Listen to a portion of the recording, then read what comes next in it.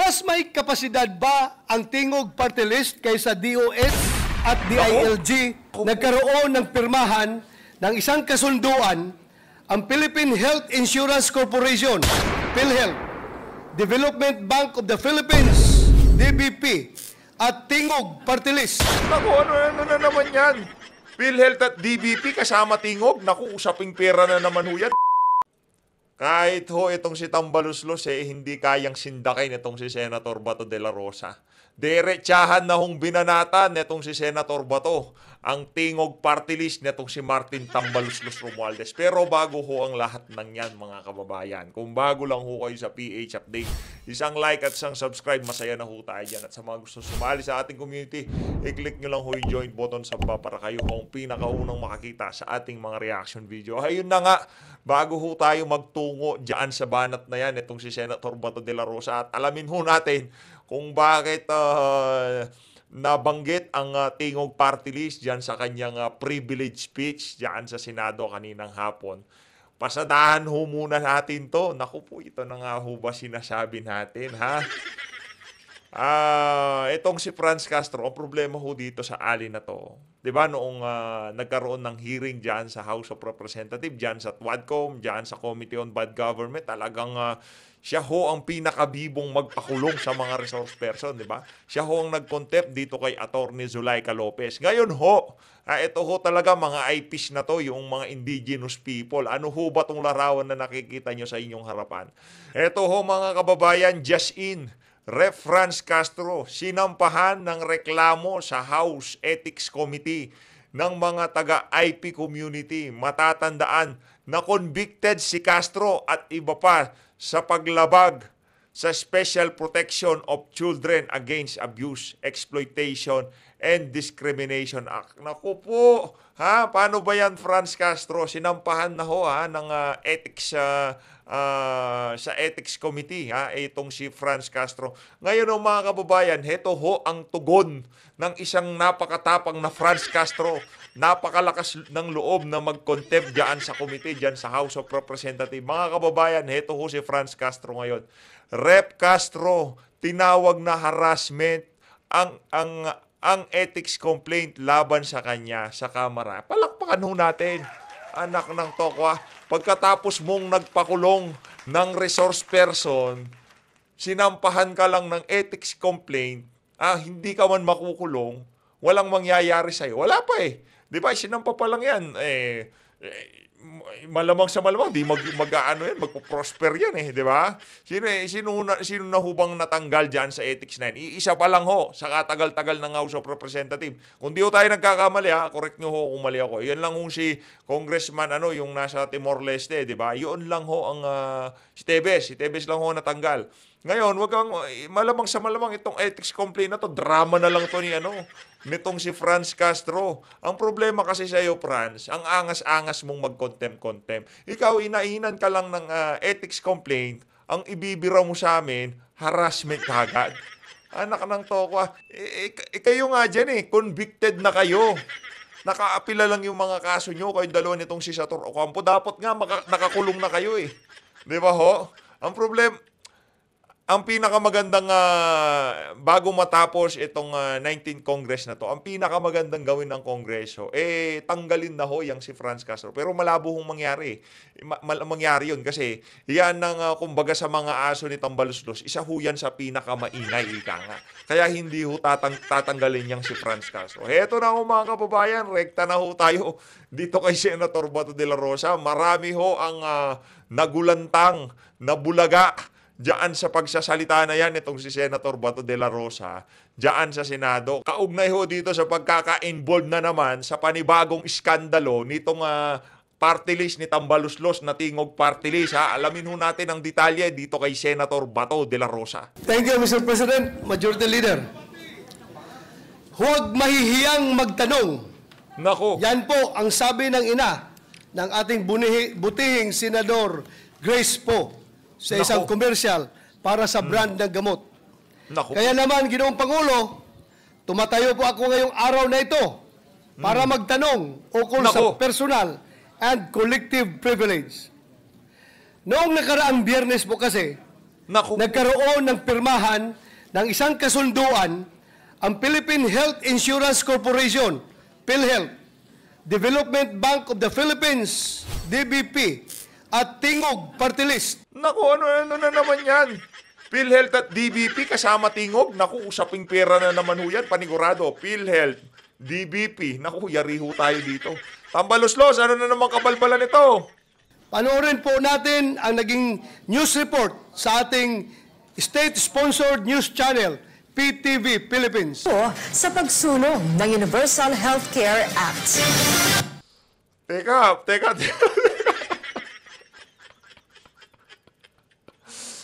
Bakit wala ang DOH dyan sa usapan na yan? Bakit biglang bakit kailangan pang ipadaan sa Tingog? Uy, kayo dyan sa Tingog, napakagarapal nyo naman pagdating talaga sa pagkausaping pera, PhilHealth at DBM.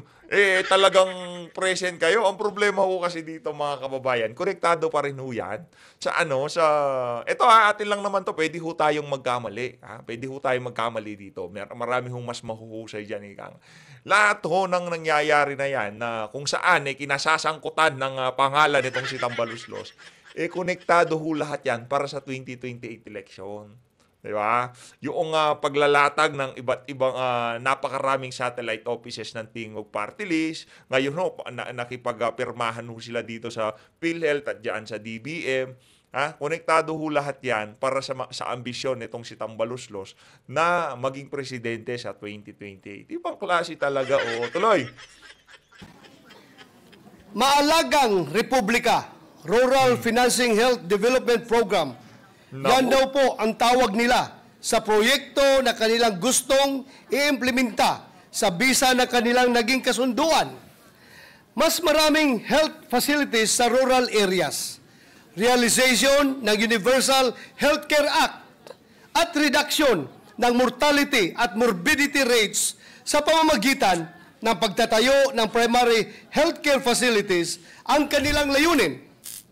According to Tingog, the MOA designed which outlines their program is intended to address the gaps in healthcare infrastructure in rural areas. They further claim that it facilitates the construction, expansion, and upgrading of hospitals. Grabe, napakaganda ho nang nangyayari ngayong mga panahon na to. Meron na hong oposisyon, meron na hong pumupuna, meron nang kumukwestiyon sa mga kabalbalan ng administrasyon. Bakit hindi na lang, bakit hindi na lang DOH? Bakit kailangan Tingog Party List pa? Bakit hindi na lang executive ang gumawa ng mga ganyang klaseng pinaplano ng Tingog, di ba? Kung meron mang napakagaling na ideya yung Tingog na yan, di ba? Hospitals and clinics, as well as acquisition of much-needed medical equipment. Ayon sa kumakalat na unsigned copy of the MOA, the obligations of Tingog Party List are the following. Shall assist and coordinate with LGUs in ensuring their participation to the program. Number 2, shall provide complementary programs and trainings to ensure the fiscal viability of the operations of the hospital. Number 3, shall provide the necessary support in financing health expenses of the patients through its medical assistance program. Ang tanong ko po ngayon, alin po ba sa ating mga ahensya ng gobyerno ang in charge sa healthcare infrastructure?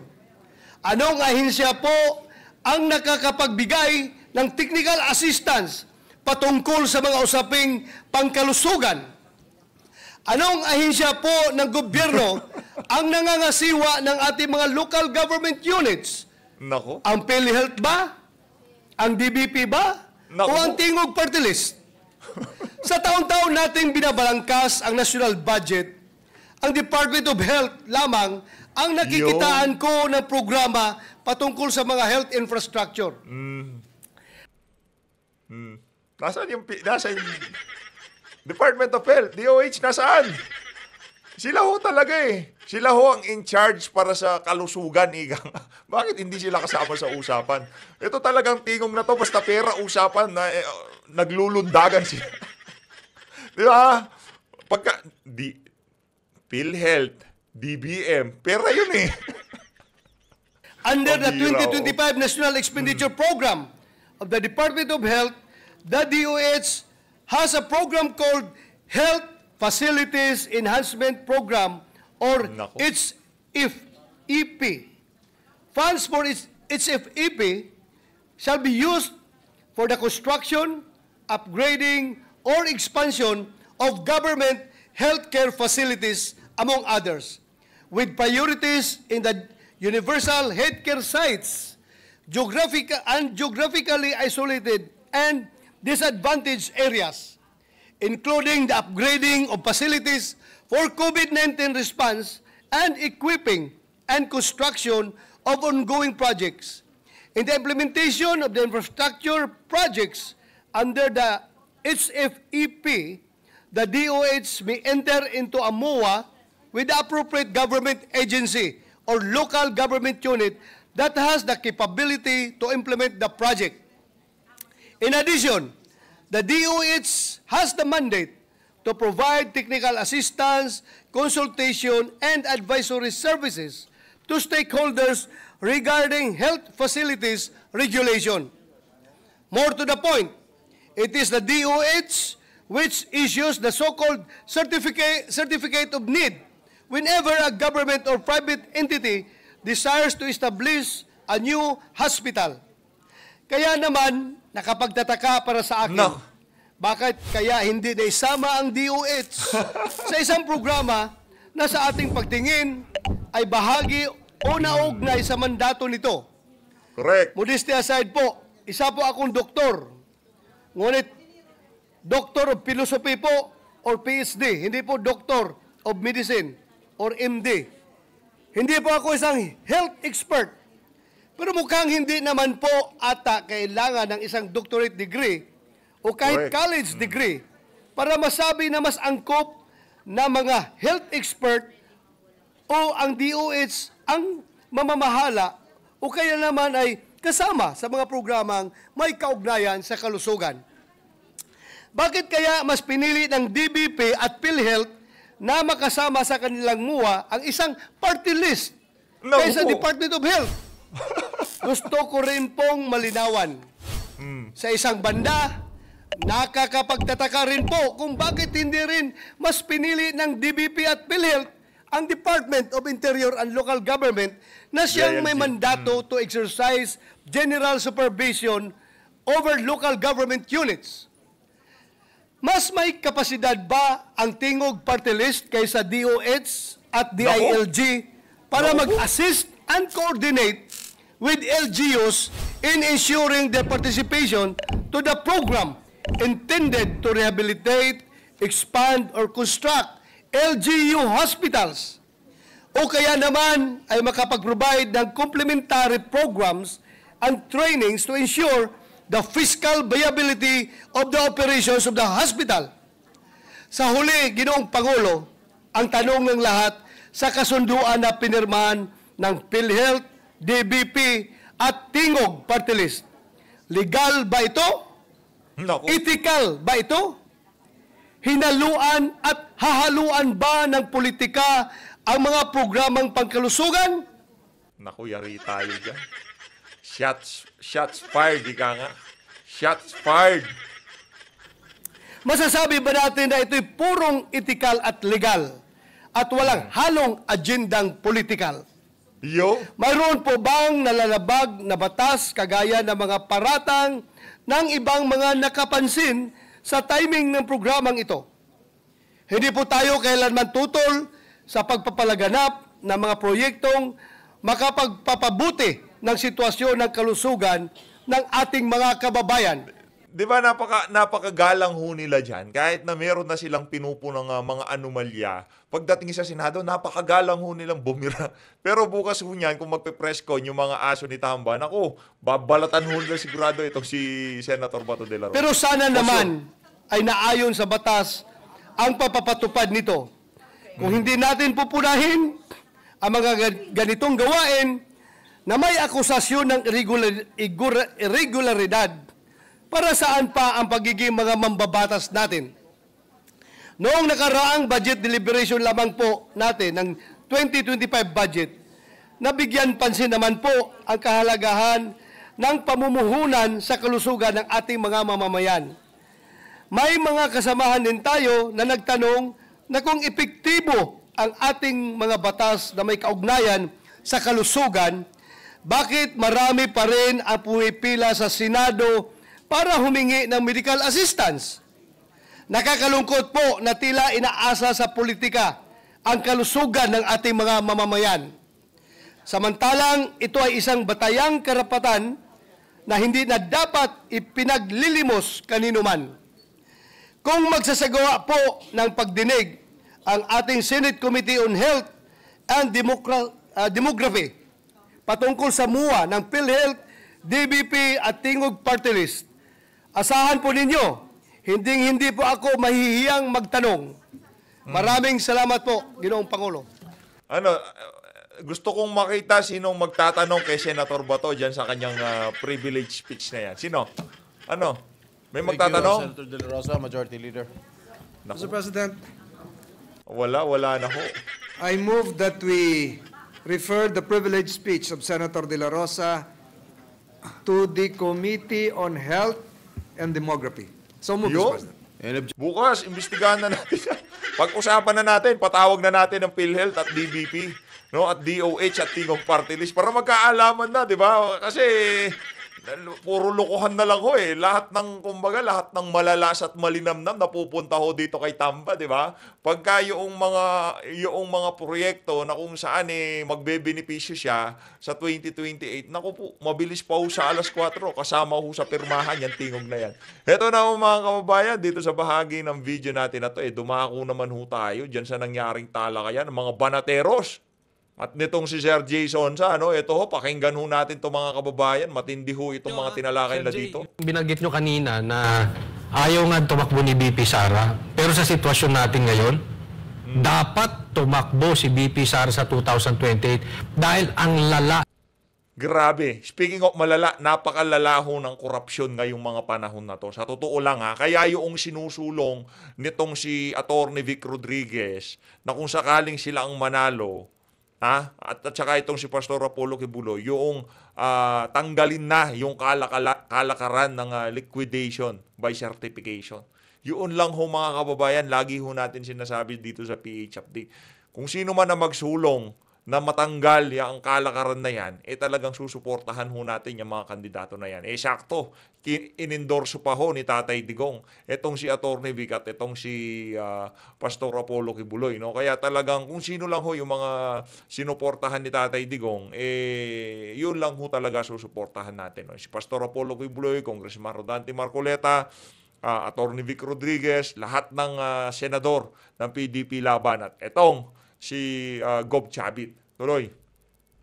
Pero si Willie Revillame, di ho natin susuportahan yan Sa mga nag-ano dyan, di ho natin susuportahan kasi di pa natin narinig si Tatay Digong Pero lahat ho ng mga individual na nabanggit natin,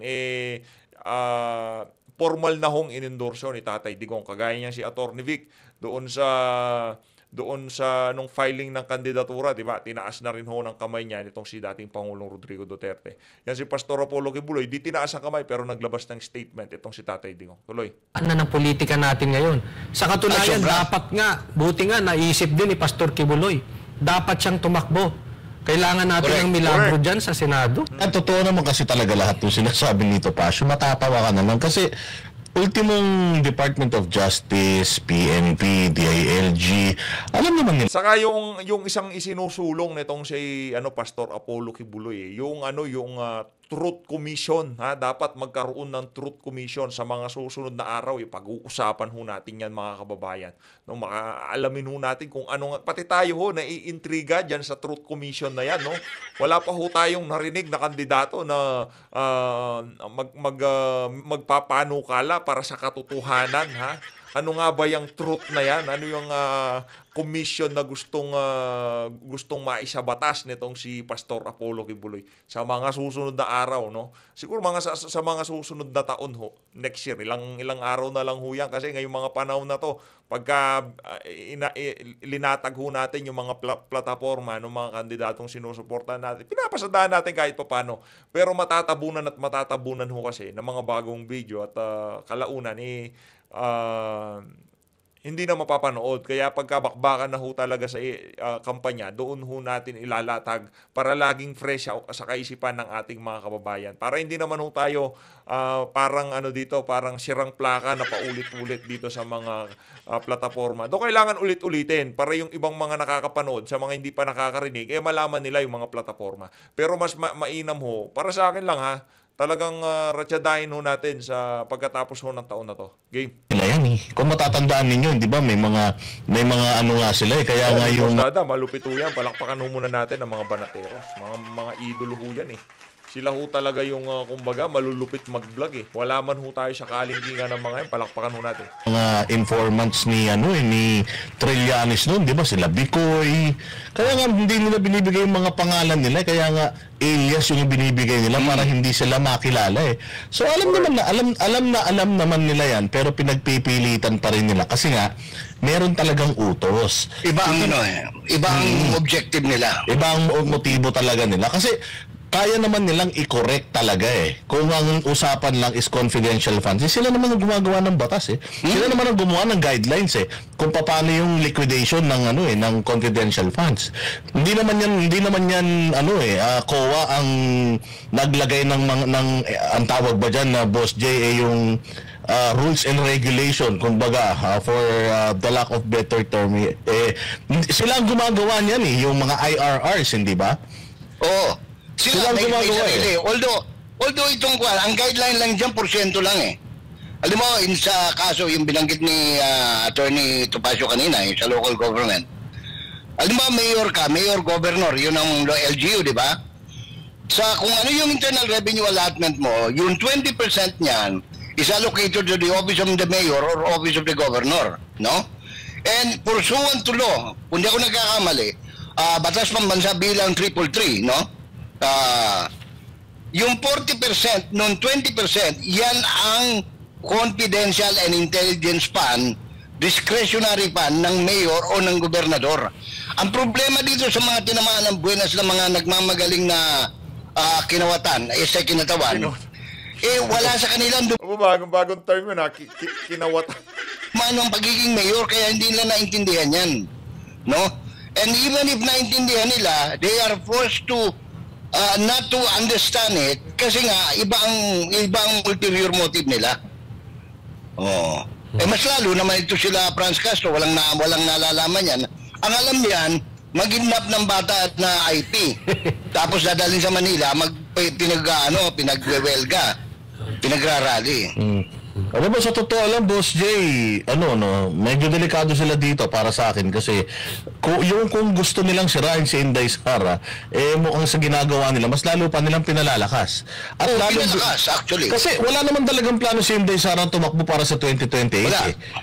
Pero sa ginagawa nila na to, baka lalong tumakbo yan. Oo.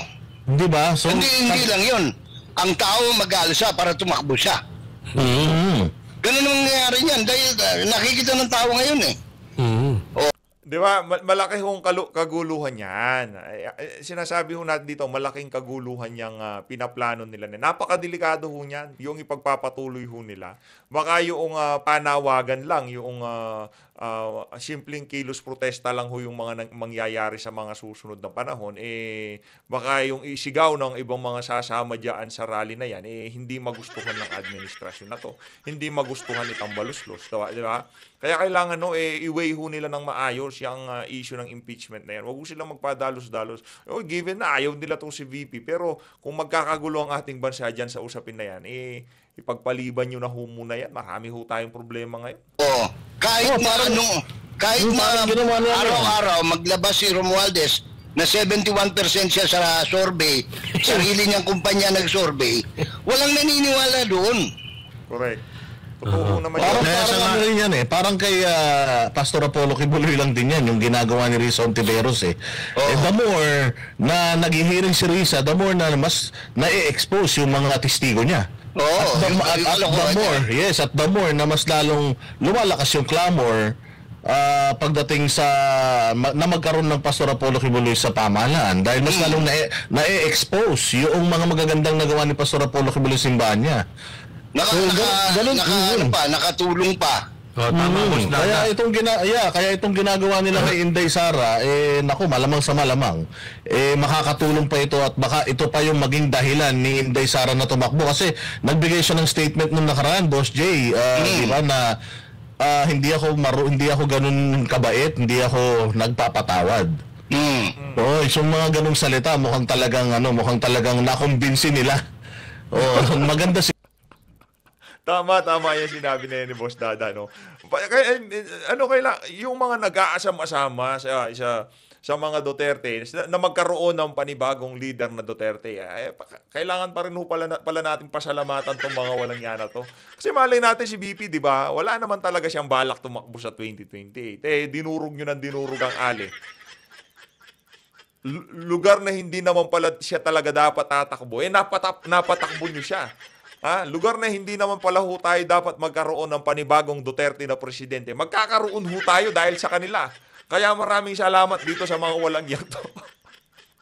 Marami hong nangangarap na magkaroon ng panibagong Duterte na presidente. At itong si VP Sara, dahil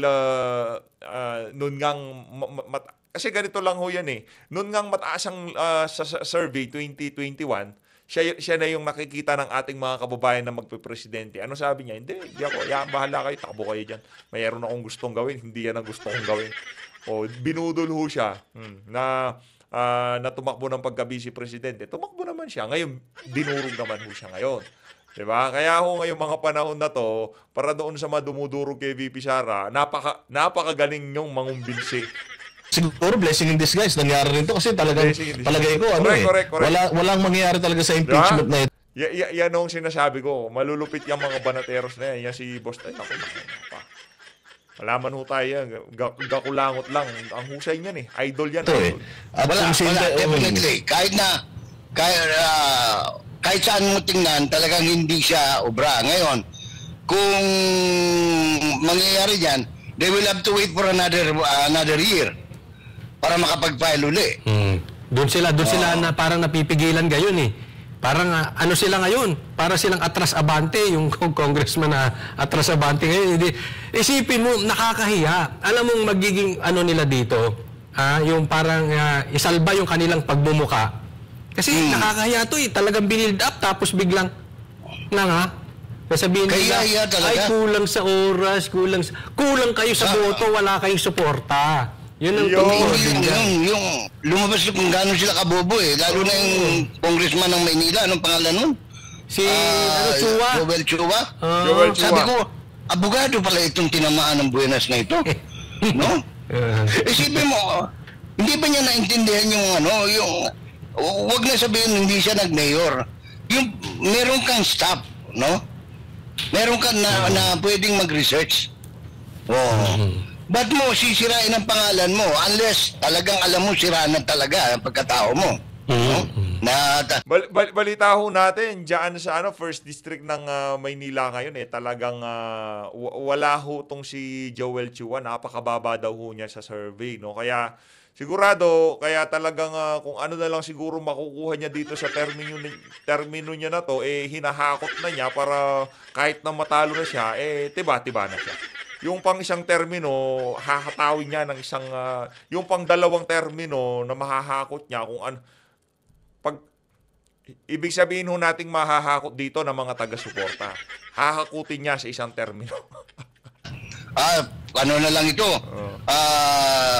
Kumbati na lang ito dahil total hindi na ako mananalo sa 3rd district ng Maynila ngayong eleksyon. Malabo na eh. Magpapakagago na lang ako. Total, makakaipon naman ako ng pera rito. Pero alam nyo Sir Jay, yung binanggit nyo kanina na ayaw nga tumakbo ni BP Sara, pero sa sitwasyon natin ngayon, dapat tumakbo si BP Sara sa 2028 dahil ang lala na ng politika natin ngayon. Sa katunayan, sobra. dapat nga, buti nga, naisip din ni Pastor Kibuloy. Dapat siyang tumakbo. Kailangan natin Correct. ng milagro dyan sa Senado. Saka sila Dante, Marcoleta, na mabuti, naisipan niya tumakbo na rin mag-senador. Alam mo kung minsan, lahat ito, inaadya ng Panginoon eh. Ako naniniwala dyan, providential ito, Boss Dada. Na hindi mangyayari ito, hindi kagustuhan ng Diyos eh. Bakit? Kasi mapapariwara tayo. Imagine mo, ang ating Speaker of the House ay nakikipagniig dito sa mga kalaban ng Estado, ng gobyerno. Di ba? Oo. Kaya, dati-dati, pag naalala mo ito, Coach, tsaka Jay, no? Pag nung panahon ni PRRD, pag nagpatawag ng rally si Babalu, si Rene, Renato, ano ba apelido ni Renato Baka babalo ka naman, sir. Reyes? Renato Umisan, Reyes, 17 na lang sila sa welcome rotonda eh. Pero tingnan mo nung Andres Bonifacio Day, biglang nabuhay na naman yung ano. Ang dami na naman na-recruit ng mga recruiter, Nanggulpi pa ng pulis. nanggulpi pa ng pulis, tapos wala lang kiber si anong tawag ito, si energy drink, Shabu, no? Si General Shabu, Kaya nga, Boss J, kaya nga karapat dapat na talagang simulan yung plano ng ibang mga relihiyon na kumilos na, kasi kabastusan yan eh, unang-una sa iglesia ni Cristo. Sabihin na natin sa KOJC pa lang, ilan ba ang KOJC? Milyon ang KOJC. Tapos ilan lang yung nagpapa-impeach kay BP Sara? Hindi pa mga bumoto kay BP Sara yan, malamang. Diba? So sa iglesia, ilang milyon ng membro ng iglesia, ganun din. So madaling salita, lahat ng relihiyon dito sa Pilipinas, lahat tayo binastos binabastos ng mga makakaliwa na yan dahil hindi nila ginalang yung boto natin. Ilan tayo? 32 milyon. Tayong bumoto kay BP Sara, samantalang sila, ilan lang sila at hindi nila binoto si BP Sara. Kaya sabi ko nga talagang sana matuloy yung rally na yan at diyan na talagang magtutuloy-tuloy na yan. At diyan natin nakikita yung pagkakaisa ng bawat Pilipino. Sir, alam mo yun ang sala sa lamig, sala sa init ngayon ang sitwasyon nila, Coach Oli, Boss Dada. Dahil ayaw na nilang ituloy yung impeachment. Kasi hindi pakiramdaman ho sila ngayong mga panahon na to eh. Pakiramdaman sila, hindi nila malaman kung may itutuloy ba nila. Pero ang tingin natin dito, itutuloy ho talaga yan. Ipipilit ho talaga yung yung impeachment na yan. Pero ngayong mga panahon na to, dyan sa House of Representatives, kasi ano nga naman ang point? Bakit nila itutuloy kung alam nilang wala silang makukuhang boto? At balita ho natin, na lang ho daw ata ang gagamiting mode ng botohan, yung hey, nay, yung mga naysayer, di ba ganun sila, kung pabor ka, sabihin mo, ang pangit ni Tamba, ganun, yung hey, gaganon ho sila, di ba? Ganun na lang para wala nang pirmahan, palakasan na lang ng sigaw. Di ba? Ganun. Pagka ganun ho, pagka talagang pinilit ho nila, sa ganung pamamaraan ho nila kinuha ang boto para dito sa impeachment ni BP Sara, talagang maghahalo na ho ang balas sa tinalupan. alam nila, pag tinuloy nila yung disgrasya sila lahat, walang mananalo na sa kanila. Wala na. Kahit ngayon tumatakbong congressman si Paduano doon sa Negros.